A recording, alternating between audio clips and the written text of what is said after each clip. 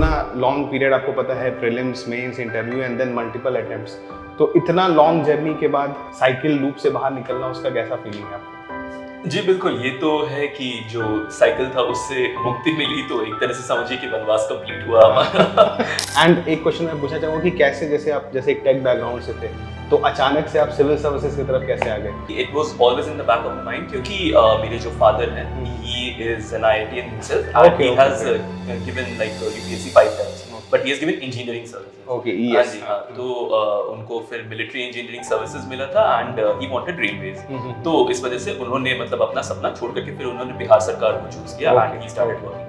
But उनका था कि नहीं, मैं नहीं कर पाया यूपीएससी बिकॉज उनकी इंग्लिश उतनी अच्छी नहीं थी, तो ही थॉट कि भाई तुमको इतना अच्छा एजुकेशन दिया है, so you go ahead. Living parents dream. हाँ जी, तो वो है कि पापा का सपना बिल्कुल पूरा करना था and ultimately by God's grace ये हुआ। एंड स्पेशली मैं बताना चाहूँगा कि he is also selected in BPSC examination.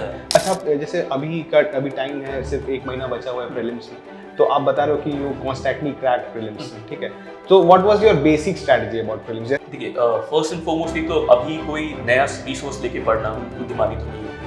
First thing is NCERT is the key to success, and then we can go ahead always with the PYQs. अगर आप PYQs नहीं कर रहे हो तो ये आपकी सबसे बड़ी गलती होगी। How was your experience with the PW IGP program? The interview that you gave in Delhi, right? Yeah, I gave my interview in Delhi. So it was very nice. The panelists, they were very nice, very generous. They gave me value additions कि आप कैसे posture आपका कहाँ गलत हो रहा है, क्या सही हो रहा है, and then giving mocks prepared me enough कि आप कॉन्फिडेंस के साथ जाओ और वहाँ पे आप अच्छा परफॉर्म। तो कैसा लगता है आपको, मतलब आप किस तरह से कंट्रीब्यूट करना चाहते हो? तो अब ईश्वर के ऊपर है कि भाई किस तरह की सर्विस एलोकेट होती है। भाई आप गुडविल आपको बढ़ाना है, लोगों के प्रति कुछ अच्छा ही करना है, बस आप एक अच्छे इंसान बनो। Hello everyone, welcome to PW only IAS। जैसा कि आपको पता है, यूपीएससी CSE 2024 का रिजल्ट निकल चुका है एंड अप्रॉक्सीमेटली 1009 स्टूडेंट्स सेलेक्ट हुए हैं फॉर डिफरेंट पोस्ट। नाउ बहुत लोगों का सपना आज पूरा हुआ है, कुछ ऐसे सपने हैं जो अधूरे रह गए, बट सबसे इम्पॉर्टेंट क्या है? सपना देखना। नाउ इसी एग्ज़ाम के वन ऑफ द टॉपर्स आर हमारे साथ हैं आज वो, ठीक है? उनका नाम है Vaibhav Vishal and he is AIR 819। So hi Vaibhav sir. Thank you so much. Congratulations for the selections. कैसा लग रहा है आपको? बस फीलिंग सिंक इन हुआ कि नहीं? Still sinking in, still living in the moment. अभी देखिए अच्छा ही लग रहा है। अच्छा, तो मतलब आपको कैसा लग रहा है? मतलब इतना लॉन्ग पीरियड आपको पता है, prelims, mains, interview and then multiple attempts, तो इतना लॉन्ग जर्नी के बाद इस चीज़ से छुटकारा मिलना या इस साइकिल लूप से बाहर निकलना, उसका कैसा फीलिंग है आपको? जी, बिल्कुल, ये तो है कि जो साइकिल था उससे मुक्ति मिली तो एक तरह से समझिए कि वनवास कंप्लीट हुआ हमारा एंड ये मेरा फाइनल अटेम्प्ट था, तो I am feeling very happy, feeling glad कि हाँ चलो प्रोसेस में से कम बाहर निकले। ओके, सो मतलब आप थोड़ा सा अपना स्टार्टिंग से प्रिपरेशन के बारे में बताएं ताकि एस्पिरेंट्स को पता चले कि क्या होता है इस जर्नी के दौरान। तो अगर आप स्टार्टिंग से बताएंगे कि इनिशियल अटेम्प्ट्स में क्या हुआ एंड देन फाइनल अटेम्प्ट में कैसे हुआ, क्या चेंजेस लाया आपने? जी, सो मैंने प्रिपरेशन स्टार्ट की 2016 ऑनवर्ड्स। 2017 मेरा फर्स्ट फुल्ली प्रिपेयर्ड अटेम्प्ट था। उससे पहले भी मैंने एक दफा प्रीलिम्स देने की गलती की, वो लेकिन वो अटेम्प्ट जो था वो मैंने ऐसे ही दे दिया। So 2017 was the first time that I attempted and it went pretty well. Means आया था मेरे 748 And what was your option? My optional was geography. Okay, geography. So a little bit about the background. मैंने BE की है MS Ramaiah Institute of Technology, Bengaluru से, and graduated in 2016 in Information Science and Engineering. Okay, great. तो मेरा core subject तो था नहीं इसमें, तो आई वांटेड टू चूज ऐसा सब्जेक्ट जो थोड़ा सा इजीली अंडरस्टैंडेबल भी हो, सिलेबस मतलब थोड़ा सा ओवरलैप भी करता हो, तो ज्योग्राफी आई फाउंड की इंटरेस्टिंग है, तो उसको लेता हूं। ओके, एंड एक क्वेश्चन मैं पूछना चाहूंगा कि कैसे, जैसे आप जैसे एक टेक बैकग्राउंड से थे, तो अचानक से आप सिविल सर्विसेज की तरफ कैसे आ गए? मतलब जैसे आप पास आउट हुए थे 2016 में? नहीं, it was always in the back of mind क्योंकि मेरे जो फादर हैं, he is an IITian himself and he has given like UPSC 5 times, but he has given engineering services. Okay, हाँ जी, हाँ। तो उनको फिर मिलिट्री इंजीनियरिंग सर्विसेज मिला था एंड ही वांटेड रेलवेज। तो इस वजह से उन्होंने मतलब अपना सपना छोड़ करके फिर उन्होंने बिहार सरकार को चूज किया and he started working here. But उनका था कि नहीं, मैं नहीं कर पाया यूपीएससी बिकॉज़ उनकी इंग्लिश उतनी अच्छी नहीं थी, तो ही थॉट कि भाई तुमको इतना अच्छा एजुकेशन दिया है, so you go ahead with that. Living parents dream. हाँ जी, तो वो है कि पापा का सपना बिल्कुल पूरा करना था and ultimately by God's grace ये हुआ। Okay, and then further attempts में आपने कैसे, मतलब अच्छा आप ये बताओ कि आपने प्रिपरेशन यहीं से स्टार्ट किया? हाँ, प्रिपरेशन मैंने अपने होम टाउन पटना से ही किया, जहाँ इस समय हम लोग अभी हैं। एंड मैंने कभी सेल्फ स्टडी के ही अलावा मैंने कोई ऐसा नहीं कि हाँ प्रिपरेशन के लिए कोई मतलब फॉर्मल को मैंने ज्वाइन किया ओके ओके। एंड फिर आपके फर्दर अटेम्प्ट्स में कैसा रहा आपका, मतलब जैसे कैसा, मतलब उसमें आपने प्रीलिम्स क्लियर किया या इंटरव्यू स्टेज तक पहुंच पाए आप? सो ये मेरा 4th मेंस था and first interview. Okay, 4th mains. So if we talk about the mains first, तो पहला मेंस में अराउंड 748 मार्क्स मेरे आए थे।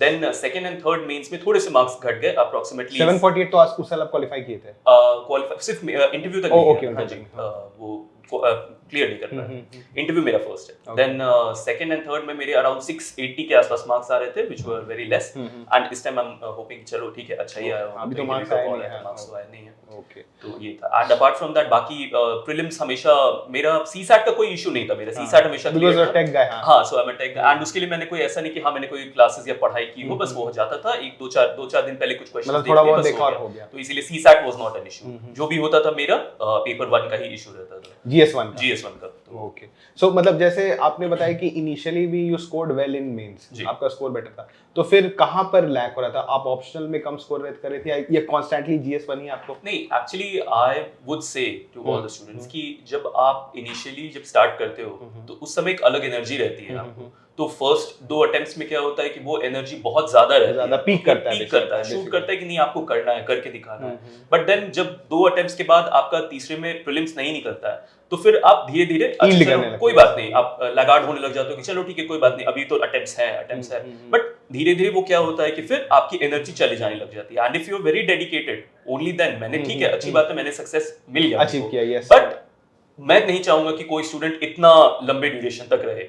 तो अगर कोई भी इंसान है भाई, फर्स्ट 2 या 3 अटेम्प्ट्स लेके देख लो, हो जा रहा है तो अच्छी बात है, वरना प्रोसेस से निकलने में ही बुद्धिमान है। एंड स्पेशली मैं बताना चाहूंगा कि he is also selected in BPSC examination, that's so sir has a backup. आपको बैकअप था आपके पास कि अगर नहीं, फेल सेफ आपके पास था? एक्चुअली शुरुआत में क्या होता है कि when we have started preparing for UPSC, तो उस समय लगता है कि भाई फोड़ देना है, चले जाना है, यूपीएससी में नहीं जाना है, state services is nothing. But फिर क्या होता है कि आपको मोटिवेशन चाहिए होता है। मोटिवेशन ठीक है, कहां से आएगा? आप जब तक रिजल्ट, किसी भी रिजल्ट में अगर अपना नाम देखते हो तो थोड़ा सा मोटिवेशन आता है। एंड दैट्स व्हाई मेरे फादर वाज लाइक कि चलो ठीक है, अगर यूपीएससी नहीं हो रहा है तो स्टेट सर्विसेज ट्राई करो।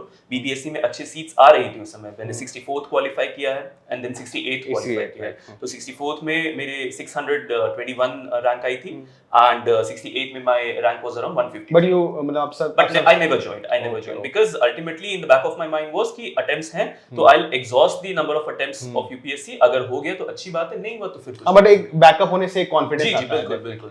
ओके, एंड जैसे अच्छा, जैसे अभी टाइम है, सिर्फ 1 महीना बचा हुआ है प्रीलिम्स में, तो आप बता रहे हो कि यू कॉन्स्टेंटली क्रैक प्रीलिम्स, ठीक है? तो what was your basic strategy about prelims? जैसे लोग तो पढ़ते हैं फ्रॉम डिफरेंट सोर्सेज, बट कैसे उन चीज़ों को कंसोलिडेट करें कि लास्ट, जैसे अभी मंथ, अगर आप अभी 2025 के कैंडिडेट्स को बताना चाहेंगे कुछ ऐसा चीज़ कि लास्ट मोमेंट में वो कैसे इन चीज़ों को कंसोलिडेट कर पाएं? देखिए, फर्स्ट एंड फॉरमोस्टली तो अभी कोई नया रिसोर्स लेके पढ़ना बुद्धिमानी तो नहीं होगी। बिल्कुल। First thing is NCERT is the key to success and then we can go ahead always with the PYQs. अगर आप पीवाईक्यूज नहीं कर रहे हो तो ये आपकी सबसे बड़ी गलती होगी। ओके, पीवाईक्यूज आपको बिल्कुल बाय हार्ट होने चाहिए, मैं तो ये कहूंगा। आप उनको लो, उनको समझो कि भाई पूछ क्या रहा है, क्योंकि बहुत सारे थीम्स जो होते हैं रिपीट होते हैं। तो आप उससे आप अगर उसको ही नहीं ठीक से एनालाइज कर पा रहे हो तो आप करंट अफेयर्स में उलझ के रह जाओगे, because current affairs is huge. आप कितना करंट अफेयर्स, मतलब उस पे हम लोग ज्यादा रिलाई नहीं करते, you have to rely on static, basics पे फोकस कीजिए। आपका मेंस में भी जो है बेसिक्स ज्यादा आएंगे।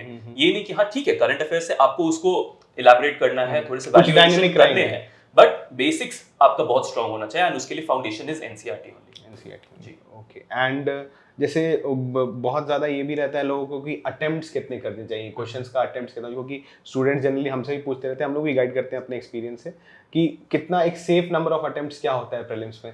देखो तो इसमें भी क्या है, है, बिकॉज़ आज के टाइम पे you have seen the options are only 1, only 2, तो उसमें कैंडिडेट्स का ये चाहते हैं कि किस तरह का, मतलब कितना अटेम्प्ट होना चाहिए कि ताकि हम एक सेफ स्कोर 95 के अबव कर पाएं। जब मैंने प्रिपरेशन स्टार्ट की थी, लाइक फर्स्ट टाइम 2017 में दिया था, तो उस समय सीन ऐसा चलता था कि आपके नेट करेक्ट, मतलब कि नेगेटिव हटाने के बाद 60 करेक्ट रहते, Correct 120 रहता है, चलता था कि हाँ। हाँ that was a safe score. बिल्कुल। बट बाय द टाइम अभी जब आया है तो देख रहा हूँ कि भाई 88 90 इस तरह के स्कोर में भी आप मतलब क्वालिफाई कर जा रहे हो। तो इसका मतलब अभी स्टैंडर्ड काफी क्वेश्चन का लेवल बढ़ क्वेश्चन गया का है। लेवल बढ़ गया है एंड स्टूडेंट्स मतलब उसको क्वालिफाई करने में मतलब बहुत सारे नेगेटिव्स हो रहे हैं। हम्म। बट आई वुड से मेरे केस में मेरे नेगेटिव्स बहुत होते थे, तो मैंने जनरली 90 to 95 में अटेम्प्ट करता था एंड मेरे नेगेटिव अराउंड 30 के आसपास हो जाते 30 थे। है, हाँ, मैं तो समझ गया, ये मतलब वो 60-30 का हाँ, रेशियो हाँ, होता है, 60-30 दैट इज द ratio, ये है, सेफेस्ट, that is वो safest, सेफेस्ट जोन है। अच्छा, ये जैसे है कि जैसे प्रिपरेशन के बारे में भी बात करते हैं कि लोग साइलोज में प्रिपेयर करते हैं कि पहले प्रीलिम्स का करेंगे देन मेंस और तब इंटरव्यू के बारे में सोचा जाएगा, तो आपका प्रिपरेशन मोड क्या था? क्या आपने एक साथ ही प्रिपेयर किया या initially you began preparation for prelims and then mains आपने स्टार्ट किया? नहीं, मैंने तो मेरी गलतियों से अगर कोई सीखना चाहते हो भाई तो first and foremostly study for mains. Mains का आप प्रिपेयर कर लो and then only set for prelims, because prelims करने के बाद अगर आप ये सोच रहे हो कि मेरा 120 दिन में 4 महीने 3 महीने में मेंस हो जाएगा, नहीं, इट्स नॉट पॉसिबल। मतलब ठीक है कुछ लोग कर लेते होंगे, बट मैं जीता जाता एग्जांपल हूँ उस बात का कि अगर आपका मेंस प्रॉपर्ली स्टडीड आपने नहीं किया हुआ है, पूरा प्रैक्टिस नहीं किया हुआ है and then if you give prelims then it's just a waste of your time and energy.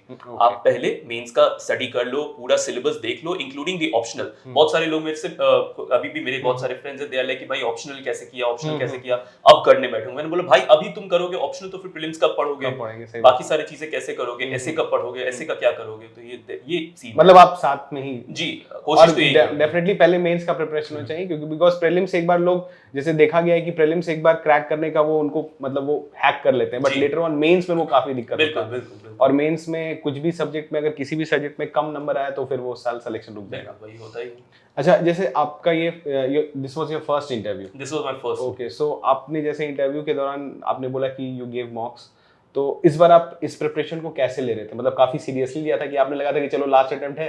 नहीं, इससे जस्ट पहले 2023 में भी दिया था तो 681 मेरा स्कोर आया था। तो आई वाज लाइक कि नहीं यार फिर से फंस रहा हूँ, क्या हो रहा है? तो आई वाज लाइक कि चलो ठीक है, 2024 was my last attempt, so I was working very hard for it कि नहीं भाई ठीक है। मेरा स्ट्रैटेजी था पेपर कंप्लीट हो जाना चाहिए, paper completion was the only strategy that I followed. Content मेरे पास 8-9 साल की प्रिपरेशन में काफी अच्छा हो गया था, तो content was not an issue and market में कंटेंट इज फ्लडेड, तो आपको जैसा कंटेंट चाहिए वैसा आपको मिल जाएगा।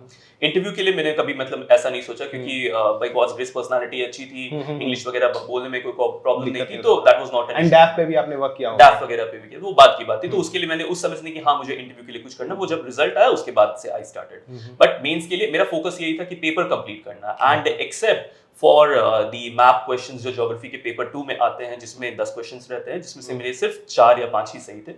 अपार्ट फ्रॉम दैट मेरा पूरा पेपर सारा कंप्लीट था। Okay, so and how was your experience with the PW IGP program? The interview that you gave in Delhi, right? Yeah, I gave my interview in Delhi. So it was very nice. The panelists, they were very nice, very generous. They gave me value additions कि आप कैसे posture आपका कहाँ गलत हो रहा है, क्या सही हो रहा है. And then afterwards also I met, I don't remember the name of the faculty, but he also gave me some suggestions on what can be the improvements. तो आपको लगा होगा कि मतलब ऑन सिमिलर लाइंस भी, मतलब आप जैसे स्टूडेंट्स जानना चाहते हैं वो YouTube पे काफी ज्यादा इंटरव्यूज देखते हैं कोचिंग इंस्टीट्यूट्स का, तो आपको क्या लगा कितना सिमिलैरिटी था with the coaching institute interview and the real interview? कितना सिमिलैरिटी था उसमें, या माहौल का, या फिर type of questions that are asked? See, the kind of questions that are asked in mocks, they are designed to make you feel like be in a stressful environment, but at the same time be comfortable in that environment. But जो real interview है, real time interview, that is very different because the sitting arrangement is very different. Because only IS वाले में मैं जब आपके वाले में गया था तो वहाँ का rooms काफी बड़े थे, but यहाँ पे हमने सारे students से जब मैंने interact किया तो they were like कि नहीं हमारे किसी के room में बहुत छोटा था, किसी का room बहुत अलग सा था, government जिस room में मैं बैठा हुआ था it was almost similar to this room, so the other person was sitting right here, then the second person was here, so बिल्कुल एकदम सामने सामने ही बैठे हुए थे। बट जो मैंने जितने भी इंटरव्यूज दिए सब में ऐसा लगता था कि हाँ भाई बहुत सारा क्या उसको बोलते हैं राउंड टेबल कॉन्फ्रेंस चल रहा है, तो वैसा नहीं है, it's very different. But at the same time giving मॉक्स prepared me enough कि आप कॉन्फिडेंस के साथ जाओ और वहां पे आप अच्छा परफॉर्म करो, बिकॉज़ वो उसी चीज के लिए ट्रेन कर सकते हैं, उससे ज्यादा तो वो तो सिचुएशन पे डिपेंड करता है। सो आप जैसे अभी आप सर्विसेज तो अभी हाँ, तो सो कैसा लगता है आपको, मतलब आप किस तरह से कंट्रीब्यूट करना चाहते हो towards society? Because this is a very generic question but a lot of time has elapsed but still अगर आप जाते हो सर्विसेज में तो अब अभी जैसे आप, क्योंकि आपने इतने टाइम से कंसिस्टेंटली मेहनत किया, जी। तो डेफिनेटली आपने कुछ ना कुछ फ्रेमवर्क बनाया होगा कि सर्विसेज में जाके आपको इम्प्लीमेंट करना है। बिल्कुल। सी आपको अब ईश्वर के ऊपर है कि भाई किस तरह की सर्विस एलोकेट होती है, वो तो अलग बात है। बट अपार्ट फ्रॉम दैट, जो हम लोग देखो पढ़ने के लिए तो पढ़ लेते हैं एथिक्स का पूरा पेपर, Great, बट हाँ। इम्प्लीमेंटेशन के टाइम जो है प्रॉब्लम्स आने लग जाती हैं जब आप उसको in reality on implement ground करना इंप्लीमेंटेशन होता होता है। है। और ये बहुत सारे एग्जांपल्स अभी रिसेंट डेज में भी बहुत सारे लोग हैं जिनका नाम नहीं लिया जा सकता, but they are doing deeds which they had written in the exam कि नहीं ये नहीं करना नहीं चाहिए। करना चाहिए, तो भाई अगर आप एक इंसान, अच्छे इंसान बन सको किसी भी सर्विस में, तो सर्विस तो भाई आपको इसी तरह से डिजाइन करे कि भाई आप गुडविल आपको बढ़ाना है, लोगों के प्रति कुछ अच्छा ही करना है। तो बस आप एक अच्छे इंसान बनो एंड फॉलो और द जीएस पेपर 4 का जो डीड्स हमने लिखा हुआ है बस उसको एक्चुअली इम्प्लीमेंट करो, आप good to go. Okay. So we will be thanking sir for the interview and hope हम लोग आगे भी मिलेंगे। बिल्कुल जब आप सर्विस हो जाएंगे तो फिर हाँ, भी एक्सपीरियंस शेयर करेंगे। Definitely Okay, thank you. Thank you so much.